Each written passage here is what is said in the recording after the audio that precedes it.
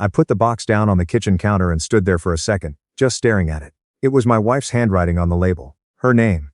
Our address. But the return address, that was my best friend's apartment in Phoenix. I'd been traveling for work for 11 days. Supply chain audit in Portland, then a site visit in Denver. My company moves industrial HVAC equipment. Nothing glamorous, but it pays well and I'd been climbing steadily since my late 20s. I was 34 then. We'd been married 6 years. I remember thinking the box was probably something she'd ordered and had him hold on to for some reason. They'd been friends since college. The three of us had been close for years. That was the story I told myself while I set my keys on the counter. Then I noticed the box had already been opened and closed again, carefully, like someone had tried to make it look untouched. I don't know why I opened it. Maybe I already knew. Maybe some part of me had known for months and just refused to look directly at it. Inside was a onesie. White with little yellow ducks on it. And a card. The card had my best friend's handwriting. For what it's worth, I'm sorry. I hope you know this wasn't supposed to happen. Call me when you're ready. I read it 3 times. Then I sat back in the box and walked to the bedroom doorway. My wife was sitting on the bed with her laptop. She looked up, she saw my face. And I watched her expression go through about 6 different emotions in under 2 seconds. I said, how far along? She didn't ask what I meant. She said 13 weeks. I did the math. I'd been traveling but not for 13 weeks. I said, so I'm not? She said no. I nodded. I went to the bathroom, closed the door, sat on the edge of the tub, and stayed there for maybe 20 minutes. I wasn't crying. I wasn't yelling. I was just trying to get my breathing right. When I came out, she was standing in the hallway like she was waiting for a verdict. She started talking. Something about how it wasn't planned, how it just happened, how she'd been meaning to tell me, how she was so sorry. I listened for about 90 seconds, not because I wanted to. Just because I needed to know whether there was a single thing she could say that would change what I was about to do. There wasn't. I said, you need to call someone to come stay with you tonight. I'll be at a hotel. She said, can we please just talk about this? I said, there's nothing to talk about. I packed a bag, enough for a week, my laptop, my work documents, my passport out of habit, and I drove to a Marriott about 12 miles away. I remember the front desk agent was cheerful and asked if I was in town for business. I said yes. It was the easiest answer. The next morning I called my attorney before I called anyone else. I'd used him twice before for business contracts. He did family law on the side. I didn't have an appointment. I called his cell and he picked up on the 4th ring. And I told him what happened in about 2 sentences. He said come in, that afternoon. He asked me a lot of questions I wasn't expecting. Whether the house was in both our names. It was. We'd bought it together 4 years ago. 30% down, my savings and her contribution split about 60-40 in my favor. Whether we had joint accounts. We did one main checking, one savings. Our individual accounts were separate. Whether there were children from the marriage? No. Whether I had any reason to believe she'd attempt to make claims on my business assets. I was an employee, not an owner. So no. He said I had a straightforward case. Arizona is a no-fault state, but the division of assets would matter. I told him I wanted it clean. I didn't want a war. I just wanted out. He said he'd start drafting. I transferred the bulk of my savings into my individual account that same afternoon, not because I was being vindictive. I left her half of what was in joint savings. More than what she'd contributed, but because I wasn't going to be caught unprepared.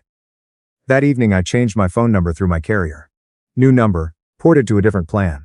I texted my direct supervisor and 3 work colleagues with the new number, nobody else. I didn't call my wife. I didn't call my best friend. I went to sleep at 9 p.m. and slept for 11 hours straight, which sounds impossible, but apparently that's what shock does to your body. 2 weeks later, my wife had moved in with her parents in Scottsdale. My best friend, I'll just call him my former best friend, because that's what he was now, had apparently told her he wasn't in a position to be a partner to her. That piece of information came through my attorney, who'd received a letter from her attorney. I read it once and set it down. People kept asking me how I was handling it. Meaning, was I angry? Was I falling apart? Was I doing something reckless? The answer was none of those things. I was handling it the way I handle a project that's gone sideways, by identifying the steps, executing them in order, and not letting emotion make me sloppy. Step 1 had been the attorney. Step 2 was the phone number. Step 3 was my email. I deleted my personal Gmail account, set up a new one with a different name format, and gave it to exactly the people who needed it. Not my wife. Not my former best friend. Not his family, not her parents, not any of the mutual friends who I already knew would be feeding information back to one or both of them. Step 4 was my social media. I'd never been heavy on it. A Facebook I barely used, an Instagram with maybe 90 posts going back to college. I deleted both, not deactivated. Deleted. It took about 10 minutes. I didn't feel sad about it. Step 5 was harder. My wife and I had a joint lease on a storage unit across town that had a bunch of my camping gear in it. I arranged to have it moved to a unit under my name only. While I was there, I found 2 of her winter coats I must have grabbed by mistake when I was packing. I set them aside for her attorney to arrange pickup. I wasn't going to use her property against her. I just needed everything clean and clearly divided. The divorce was finalized 4 months after I filed. Uncontested, in the end. She didn't fight it. The house sold in 3 weeks. Phoenix market, good neighborhood, we timed it well, and after the mortgage payoff and realtor fees we netted just over $200,000. We split it per the agreement, proportional to our original contributions. My attorney had negotiated that clearly. I didn't attend any of the closings in person. Everything was handled remotely, or through my attorney's office. I signed where I needed to sign and that was that. The day everything was finalized, I sat in my apartment. I'd found a 1-bedroom in Tempe, month-to-month lease, and I thought about whether I felt anything. Relief, mostly. A kind of quiet. Like a noise I'd stopped hearing had finally been acknowledged as gone. I was 34 years old. I had a good job, no debt, a decent savings account, and nothing tying me to Phoenix anymore. I requested a transfer. My company had an opening in their Nashville office. Regional operations manager, a step up from what I'd been doing. I put in for it on a Tuesday. By Thursday I had a call with the VP of operations, and by the following Tuesday I had the offer in writing. I gave my landlord 60 days notice. I sold or donated most of my furniture. I hadn't had the apartment long enough to get attached to any of it. I kept what fit in my truck. I drove to Nashville on a Thursday in February. Windows down for part of the drive even though it was 50 degrees out. Some station I found playing older country music that I didn't know I liked until that drive. I didn't tell anyone I was leaving Phoenix except my supervisor and 2 coworkers. Not my parents, I'd get to that. Not my brother, not the handful of mutual friends from the marriage. I just went. My parents didn't know any of this was happening until I called them from a gas station in Flagstaff. My mother answered. I told her I was getting divorced and moving to Nashville. There was a long silence. Then she said, "Why didn't you tell us?" I said, "I'm telling you now." She wanted details. I gave her the minimum. Wife, pregnancy, best friend done. Another silence, then, "Have you talked to?" Meaning my former best friend, who she'd known for years. I said no, and I wasn't going to. She said she thought I should at least hear him out. I said, "Mom, there's nothing to hear." She meant well. She was trying to hold the pieces together the way mothers do. But I wasn't interested in being glued back into that shape. My father got on the phone. He said less, which I appreciated. He said, "Are you okay?" I said, "Yeah. Getting there." He said, "Okay. Call us when you land." I did. Nashville was good. The office was smaller than Phoenix, but the team was sharper. I had my own parking spot, a corner office on the 2nd floor, with a view of a parking deck that I liked for some reason. It felt honest, functional. I ate at different places every week just to learn the city. I started running in Shelby Bottoms on weekend mornings. I joined a rec volleyball league because someone from work invited me. And I said yes before I could think of a reason not to. I didn't talk about what had happened.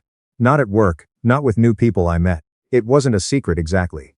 I'd just discovered that most people don't need to know your story before they can be friendly. And I liked the freedom of that. I was just a guy from Phoenix who'd transferred for work. That's all anyone needed.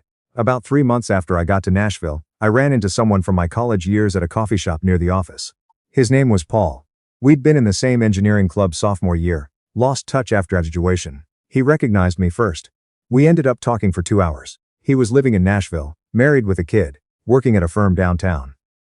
He was easy to talk to in the way that people from your past sometimes are, when you don't have to explain the whole architecture of your life before you can have a real conversation. Paul became a regular thing, lunch every couple of weeks, sometimes a game at the bar on Sunday. He didn't ask about Phoenix. I think he could tell there was something there, and he respected the space. That kind of person is rarer than people acknowledge.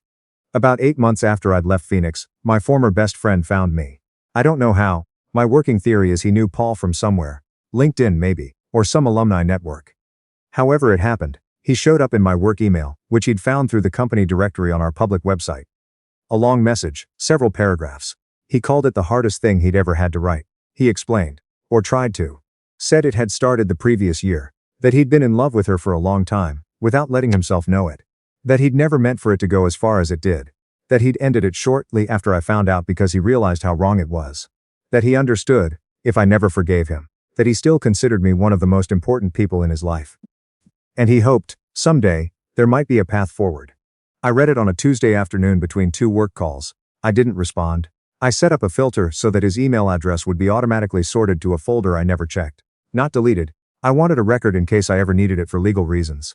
But removed from my inbox permanently. A week later he tried again, different subject line, same folder. A month after that, a third attempt. Same folder. I never responded, not because I was making a point, just because there was nothing to say. The account he was writing to wasn't the person he'd known. That person had closed down months ago. And the man sitting in this Nashville office, running these logistics routes, going to volleyball on Wednesdays, making his own coffee in the mornings, he didn't know that account anything. His mother reached out a few months later. She'd been like a second family to me for years. She had my new cell phone number through someone. I never found out who, and she texted me a single sentence. Please just talk to him. He's not doing well. I held my phone for a while after I read that. I didn't respond to her either. I want to be honest here, because I think people expect a moment of softening at this point. Someone says something sad, and the wall comes down and you find your way back to each other. It doesn't always work that way. She wasn't wrong that he wasn't doing well. I didn't doubt her, but I wasn't the person who made him feel that way. He'd made himself feel that way, and the fact that it hurt him didn't change what he'd done, or what I'd lost. I changed my personal cell number 2 days later. I gave the new one to my parents and Paul, and 4 other people. Nobody else. There was a stretch around month 10 or 11, where things got slightly more complicated. My wife's mother, my former mother-in-law, I kept forgetting how to refer to her, apparently got my parents' address somehow and wrote them a letter. A physical letter, 2 pages, handwritten. My mother called me about it. The letter, as my mother described it, said that I had abandoned my wife during a vulnerable time, that regardless of the circumstances she was facing a difficult pregnancy alone, that a good man would at least have stayed in communication. My mother read portions of it to me over the phone, her voice uncertain, like she wasn't sure which way the conversation was supposed to go. I let her finish. Then I said, Mom, are you asking me if any of that is true? She said, I'm asking if you're okay. I said, I'm okay. I didn't abandon anyone. She made a choice and I made a choice. Those are different things. My mother said, I know, sweetheart, I worry about you. I said, I know, I'm fine. Please don't respond to the letter. She said she wouldn't, and to her credit she didn't. My father called the next day. He said, your mother told me about the letter. I said, yeah. He said, I don't know what they expected you to do. I said I didn't either. He said, okay, how's Nashville? Said it was good. He said good. That was the whole conversation. He knew when to leave things alone, my father. I've always been grateful for that. Somewhere around month 12, I stopped expecting anything to happen. That sounds bleak, but it wasn't. What I mean is, I'd stopped half waiting for some other contact, some final attempt, some message that would arrive and force a decision. The silence had become the answer. They had tried, multiple channels, multiple people, over the course of a year, and I had not responded. And at some point the absence of response is its own communication. I don't know exactly when they got that message, but at some point the attempts stopped. I ran a half marathon that spring. Hadn't planned to. Paul signed up on a whim and I said I'd do it with him, and then I actually trained for it. More seriously than I expected. I finished in 2 hours and 14 minutes. I called my parents from the finish line, because I knew my mother would want to hear it in real time. She cried a little. My father said that's not bad. In the fall I got promoted to Director of Regional Operations for the Southeast. It meant a salary bump and a team of 11 people instead of 4. It also meant my name went on the company website's leadership page. With my photo and a brief bio. I remember thinking, briefly, that someone might see it. And then I thought, so what? Let them see. There was nothing there that could hurt me. I met someone in November. Her name is Audra. She's a nurse, works nights at Vanderbilt, has a sharp, dry sense of humor that took me about 3 conversations to catch up to. We met at Paul's birthday dinner. She's a college friend of his wife's. She asked me what I did, and when I explained logistics, she said, I have no idea what that means, but you seem like you know what you're talking about. And I laughed for the first time in what felt like a long time. We went for coffee a week later, then dinner again. I told her about my divorce on the 3rd date, because I didn't want it to be a thing I was managing. I told her the basics: wife, best friend, pregnancy, Phoenix, Nashville. She listened without interrupting and then she said, that's a lot to absorb in under a year. I said, yeah? She said, are you in a good place with it? I said, I think so. She said, okay, and then she changed the subject because there wasn't more to say. And I have thought about that moment many times since. She didn't push. She didn't try to fix anything. She just accepted the information and moved on. And that is honestly one of the things I like most about her. I'm writing this now from the apartment I've been in for almost 2 years. It's bigger than the first one. 2 bedrooms, a decent kitchen, a porch that gets morning light. I have furniture I actually chose. There are photos on the wall that I put there intentionally. There's a coffee maker I spent too much money on and don't regret at all. Audra is here most weekends. Paul came over last month with his wife and their daughter, who is 2 years old and very serious about her opinion on things. We ate on the porch. It was warm enough in October that the ceiling fan was still on. I don't have a word for what that evening was. It wasn't dramatic or triumphant. It was just good. Genuinely, quietly good. I heard through a mutual acquaintance, one of the last remaining connections from Phoenix, who I haven't fully cut loose, that my former wife had the baby. A girl. That she and my former best friend did not end up together. That she is, by the acquaintance's account, doing okay. I received that information, and I didn't do anything with it. Not because I don't care whether she's okay. I think I do, in the distant way you care about anyone. But her life is no longer the kind of thing I feel either joy or pain about. It's just information. Some people, when I've described how I handled things, the speed, the completeness of it, the lack of confrontation or negotiation, have called it cold. I understand that, Reed. What I'd push back on is this: I didn't leave out of cruelty. I left because I had exhausted every reason to stay, before I even knew there was a reason to leave. The marriage had already been decided without me. All I did was honor that decision. I didn't need a speech. I didn't need an apology. I didn't need them to understand why I was leaving or to agree that I was right to do it. The only thing I needed was to go. And I went. That's the part they never understood, that the silence wasn't punishment. It was just the truth of what remained. When you strip away everything that turned out to be false, you're left with what's actually there. And what was left, between me and those people, was nothing. Not anger, not grief, not hope. Just a clean, empty space where something used to be. The responsible thing, the mature thing, was to stop pretending otherwise. I'm not the person who drove out of Phoenix anymore. Not better, not wiser in any grand sense. Just different. Lighter maybe. Like I put something down that I didn't realize I'd been carrying. And now my hands are free for things that are actually mine.